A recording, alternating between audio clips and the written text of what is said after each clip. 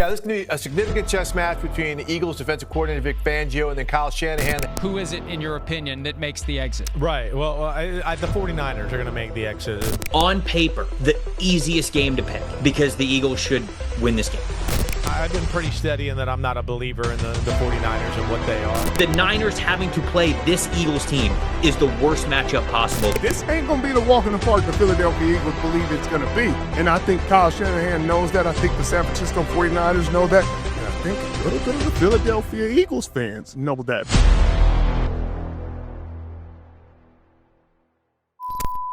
Wild Card Sunday is here. The 12-5 49ers roll into Philly as a 4.5-point underdog going up against the number 3 Philadelphia Eagles. Now, the Eagles rested their starters in Week 18. They had the opportunity to get the number 2 seed with the Bears losing, so it appears the vibe's almost coming from Philly as they don't mind facing off against the 49ers. But hold up.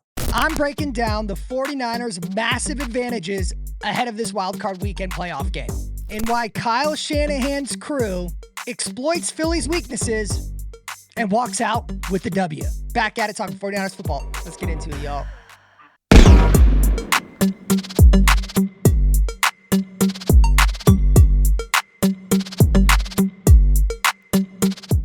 Yo, what's up, everybody? It's your boy, Ryan Tigey, back in action. As we all know, the 49ers finished 12-5, exceeding all expectations this season. Through the regular season, the 49ers consistently came out with the win after a gritty run in the best division in NFL football. I believe historically, this may be the best performances we've seen from a single division, being the NFC West, with 3 teams all finishing over 12 wins. Not to mention, they were one of the most injured teams, specifically to their key players. And still, after all that, remained a top 10 offense and a top 10 defense. The Eagles, NFC East champs. But there's definitely some vulnerabilities. The Eagles defense, their run defense ranks 22nd in the NFL, and a secondary that's leaky that has allowed 21 points per game in the last 3 games. So one might ask, how will the Niners win? Control the line of scrimmage. Unleash Purdy and McCaffrey. And similar, the 49ers, they got to contain Jalen Hurts and Saquon Barkley. So I believe there are 4 key advantages the 49ers have over the Philadelphia Eagles. Number 1, the coaching advantage. I don't think many people will argue that. Number 2, offensive firepower. Number 3, defensive scheme. And number 4, special teams being the X factor. The game plan, in Kyle Shanahan fashion, win the time of possession. So let's dive into it.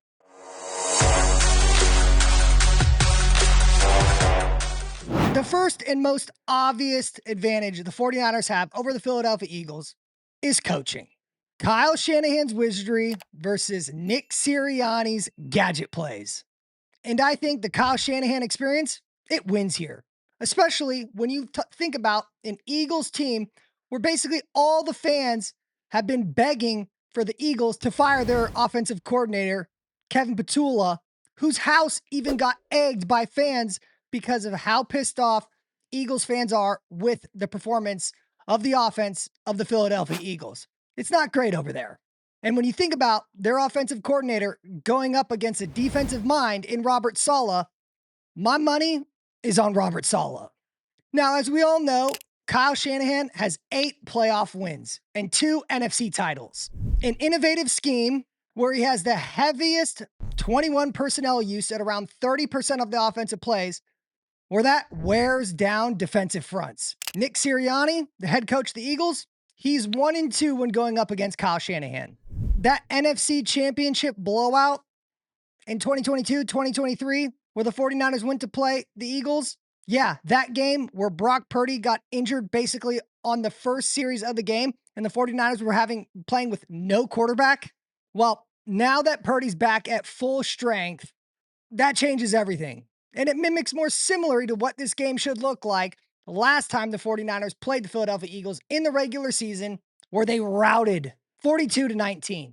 So what's the game plan for Kyle Shanahan? Exploit the Eagles' run defense, currently ranking 22nd in the NFL, allowing roughly 4.6 yards per carry. So they have to force feed McCaffrey, which I believe they'll do. Christian McCaffrey, who has over 2,000 scrimmage yards this year with 17 touchdowns, needs to have over 150 all-purpose yards in the Eagles, which I really believe he will do.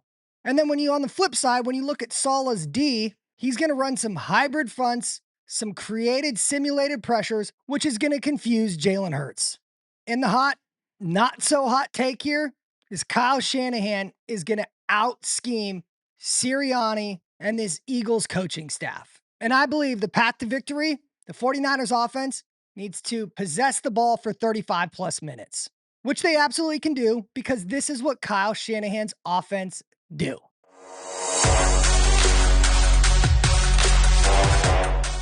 Advantage number 2, the 49ers offensive firepower. Through the full 18-week regular season, the 49ers offense has a 49% third down conversion rate, which is number 1 in the entire NFL, versus an Eagles defense, which ranks 21st in allowing third down conversions. But even more important than that, the 49ers have a 66% red zone conversion percentage. When the 49ers get the ball in the red zone, they score touchdowns. So when I talk about the 49ers needing to get Christian McCaffrey rolling, the offensive line need to be dominating the Eagles defensive line. The Eagles have proven they will allow teams to rush on them. This is a massive opportunity for the 49ers to insert their will and get the run game going. Because we know once the run gets going, the 49ers offense passing game becomes explosive. And for those that have watched my previous video about Purdy, we know Purdy right now is at a 69% completion percentage and is thrown for 11 touchdowns with 2 rushing touchdowns for a total of 13 touchdowns just within the last 4 games. And so similar to the 49ers defense, the Eagles defense is really predicated off the bend, but don't break. They will allow yards, and the 49ers will get those yards, establishing the run and then the play action pass. So I believe the way McCaffrey is playing at an MVP type level, he's not getting enough credit. He's not getting enough recognition for having over 2,000 yards from scrimmage this season. I think Christian McCaffrey is going to get over 100 yards and at least have 1 receiving touchdown. But I couldn't talk about the 49ers offense without talking about the outside weapons. We all know Juwan Jennings is an absolute dog. He is going to get his. It could start early. Hell, it could be the 3rd play in the 4th quarter. Regardless, we know Juwan Jennings is going to be blocking his ass off, and he's going to eat in the receiving category. But guess what? Ricky Pearsall should be back. It was a surprise that Ricky Pearsall was unable to go, considering he practiced all last week ahead of the Seattle game. But for whatever reason, didn't end up going. So I would expect Ricky Pearsall to be back, who, when he plays, is the number 1 receiver for Brock Purdy as wide receiver. He is the one guy, without question, that can get open in man coverage. His route running ability is unbelievable, and he's proven when he's on the field, he dominates man coverage. And I would also expect Trent Williams to be back. Even though he was one of the guys that did not practice last week and did not play in the recent game against the Seattle Seahawks, there ain't no way Trent Williams is going to miss this game.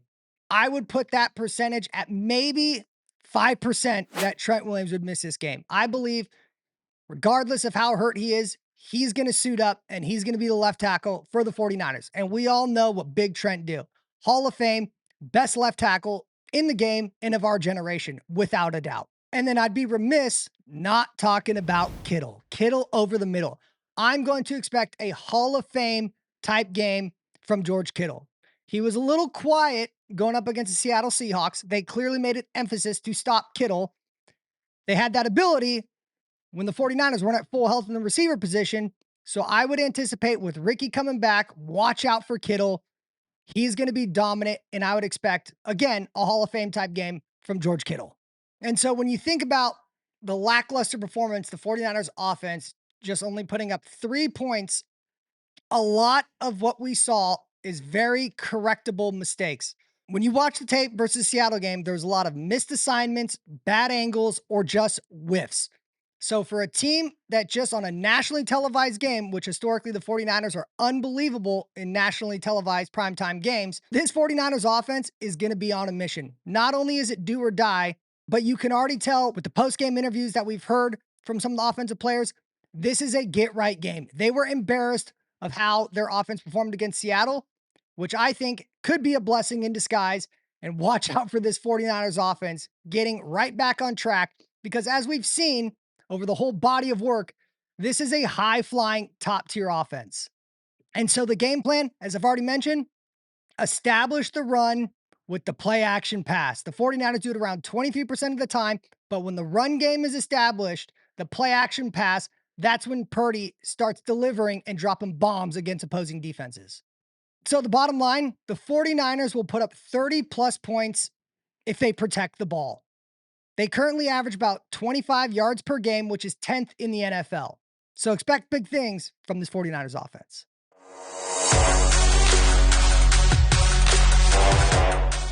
Advantage number 3, Saleh's defense, which has only been allowing 21 points per game, which is 13th in the NFL.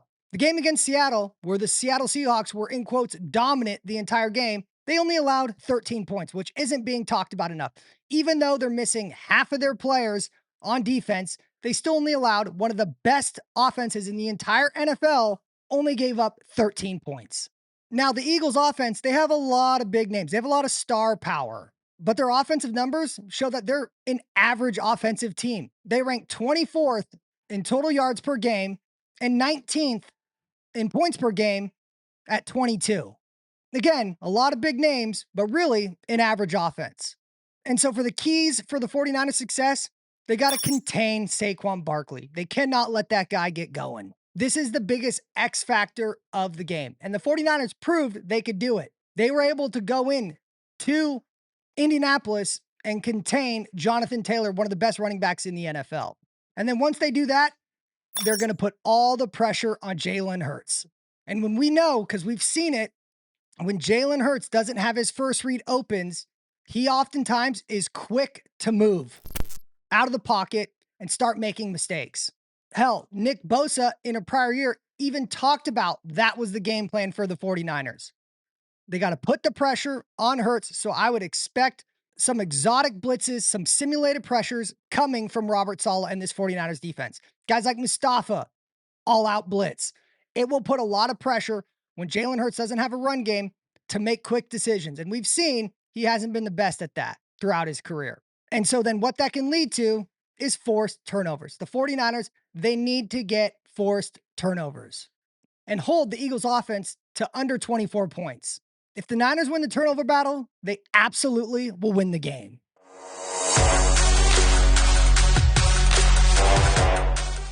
And then there's advantage number 4, special teams. The 49ers special teams has been a dominant unit. They are one of the best in the entire National Football League. Eddie Money De Niro, the 49ers kicker, has literally been nails. When you look at his numbers, 20-yard field goals to 50-plus yard field goals, he's damn near been perfect. He's made 28 out of 29 field goals. He has been the backbone of this 49ers team, coming up time and time again with big kicks being made. You also have to think about Sky Moore, the return specialist, who's also been dominant this year and sits atop in both punt yards return and kick returns. So when the 49ers special teams unit steps on that field, they got to make plays as they've been doing all season long. They're going up against a middle of the pack Eagles special teams unit. So again, advantage 49ers. And then there's the Philadelphia venue, the hostile crowd. Boy, do they like to get after opposing teams. But the good news is the 49ers, they've played there before and have won. Also, this year, if you just want to talk about relevant experience, this 49ers team, they're road warriors. They are 7-2 in away games. So they are battle tested. In the road game, I don't believe is going to play much of a factor, especially according to weather reports. It is early, but when you look at the weather, there should not be any rain or snow. It's simply going to be cold. And again, we know this team, Kyle Shanahan, Robert Saleh teams, they're built for this. So a weather and crowd will be a non-factor in my opinion. So the game plan, the 49ers, special teams, they got to flip the field. They got to have big returns from Sky Moore. And we know Eddie Money De Niro, when he gets his opportunities, he's going to nail the kicks. So as I wrap this up, I think the 49ers advantages, they stack up.